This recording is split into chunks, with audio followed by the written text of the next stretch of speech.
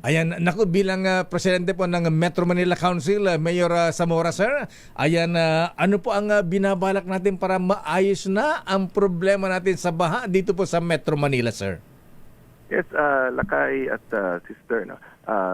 Una sa lahat, nais kong banggitin sa inyo na since last year po, in fact November, ay nagsagawa na po ang ating mga lokal na pamahalaan. Of course, under the flagship program of the President ng ating bagong Pilipinas Administration, ng Oplan kontra Baha. Ito po ay isang whole-of-nation approach kung saan ang ating national government, mga local government units, pati po ang ating mga private sector partners ay nagtutulungan upang mag-dredging ng ating mga waterways. Mahalaga po ang dredging sapagkat hinuhukay o pinapalalim muli ang ating mga ilog at mga creek na siya naman pong nagiging dahilan kadalasan ng pagbabaha, no? Kapag umaapaw na po ang ating waterways dahil nga po nawala na yung dating lalim nito, nagiging dahilan ho yan ng matinding pagbaha. So we have been doing that since November, kung kaya't kung mapapansin ho na ninyo, may mga areas po na less ang naging pagbaha. But I want to clarify, no? Wala naman tayong sinasabing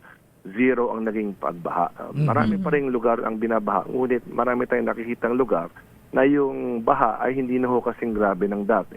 At nakikita natin na gumagana nga po ang dredging na ating sinasagawa. Of course, we also have to always ensure na yung mga pumping stations natin ay gumagana, ang ating drainage systems ay gumagana rin. Ang mahalaga talaga yung basura. Pag-usapan natin yung basura. Kahit anong improvements pong gawin natin, Lakay at Sister, kapag puro basura rin po ang nakabara sa ating mga daluyan ng tubig, saan po pupunta ang tubig natin? Imbis na sa drainage, imbis na sa kanal, makakap yan ng mga kalye at mga bahay na pupuntahan. So, one thing that I really always push for is yung disiplina natin bilang mga mamamayan, bilang mga komunidad, na wag tayo magtapon ng basura sa ating mga kadubigan, sa waterways, sa daluyan ng tubig. No? Hindi po basurahan ang mga ilog at creek. No? Tapon natin sa mga tamang lugar sapagkat kung nananatiling malinis ang ating mga daluyan ng tubig, again, mas makakadaan ang tubig kapag malakas na ang pag-ulan. So, these are interventions that we have been doing, Lakay Deo at Sister L. Tuloy-tuloy po ang ating pagsusumikap dyan. At ang inyong mga mayors po, tuloy-tuloy rin po ang efforts along with the national government and the private sector. So, we are seeing, ito po sa San Juan, if I may share po, no?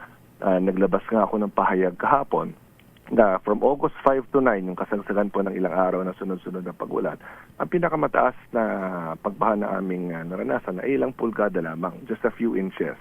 Kahapon po, nung kasagsagan ng tuloy-tuloy na pag-ulan ng madaling araw, doon medyo tumaas. Pero from August 5 to 9, zero evacuees po kami. Kahapon medyo nagkaroon ng evacuees but not as plenty as before. No? So I can really compare this year compared to previous years. Even our residents na pansin nga nila na yung mga dating mas mataas ang baha ngayon na hindi na ganun ka-taas. Ngunit siyempre meron pa rin mga lugar. Hindi ko naman po sinasabing absolutely wala. Pero in general po, malaki ang ginanda ng ating nagiging sitwasyon kapag malakas po ang pag-ulan. Yung San Juan River, Mayor, muntik na umapaw.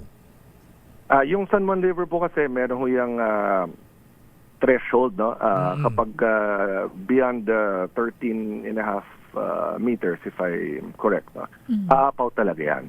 So, ang aming pong ginagawa nga ho dyan ay dinedredge natin. Kasi yung 13.5 meters sa pag-apaw, kung punong-puno na ng basura yung ilalim at burak, bumababaw yan. That means konting ulan lang, aapaw na. Ngunit kung hukayin mo nga siya at bumalik yung dating lalim niya, it will be able to handle bigger volumes of water. And unfortunately for us po, ang aming San Juan River, I would like to clarify po, no, ang San Juan River, 9.8 kilometers ang haba, 2 kilometers lang po ang sa San Juan. Kaya lang nakapangalan siya na San Juan River. Just like Pasig River, di ba? Pasig River siya, pero dumadaan hanggang Malacanang yan. Correct po, yes. So, unfortunately po, downstream ang San Juan. So, sinasalo namin yung tubig mula sa upstream. Kaya ho, may mga nakaset up dyan ng mga trash traps, Lakay Deo at Sister L. So, pag umaagos pababa yung tubig sa amin, sinasalo ng mga trash traps yung basura. At yan naman po ang hinohaul ng lokal na pamahalaan at ng MMDA. So, again, there are challenges talaga, lalo na we cannot change the geographic location of San Juan. Ever since naman, yan talaga ang sitwasyon, no? Downstream po kami. So, we have to make necessary interventions po talaga.